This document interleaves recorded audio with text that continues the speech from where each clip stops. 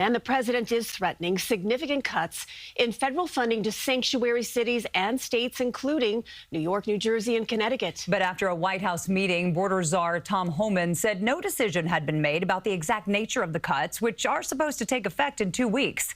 Political reporter Marcia Kramer has more on this. Marcia? Well, Justin, KJ, Governor Hochul and Mayor Mamdani joined the chorus of outrage over the president's threats.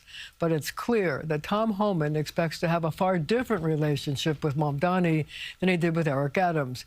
You see, while the two never officially met, Homan remembers all too well the one time that their paths did cross. The only time I've ever seen him is up in Albany, New York, before he ran for mayor, and he was screaming and yelling and pushing his way through state police to try to get a moment with me.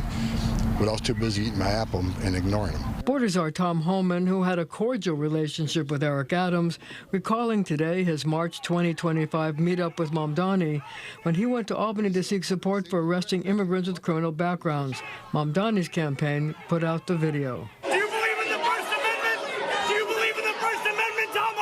And while it's unclear whether the city could face retribution for that confrontation, what is clear is that the border czar is all in when it comes to the president's threat to turn off the spigot of federal aid on February 1st. I support pulling federal funds away from cities that release public safety threats in their communities without working with us. This sanctuary cities are sanctuary for criminals. On Tuesday, the president made it clear he wants to make sure sanctuary cities and states feel fiscal pain. You'll see.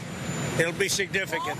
Other metropolitan area cities that could be hit include Albany, Ithaca, and Rochester in New York, Jersey City, Newark, and Paterson in New Jersey, Hartford, Hamden, and New Haven in Connecticut. And when it comes to the threat to restrict federal funding to New York City, I want to be very clear that our values and our laws are not bargaining chips. We will stand up for them, and we will stand up for them even in the face of these kinds of threats. Spokespeople for both Mamdani and Governor Hochul said they had no idea what funds are in peril, but 2 previous attempts to cut the funds were blocked by the courts. This is just a threat to intimidate states like New York into bowing into submission, and that is something we'll never do.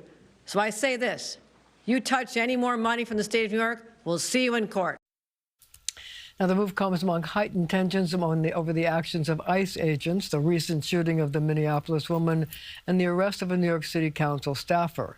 Today, Bronx Congressman Richie Torres introduced a bill to require ICE officers to wear a QR code so members of the public can get their name, badge number, and other identifying information. And Christina and Jessica, Mayor Mamdani said he reached out to the president, but he has not heard back. I guess he's still waiting. Yes, he will. Well, let us know when he does hear back, Marcia. Thank you.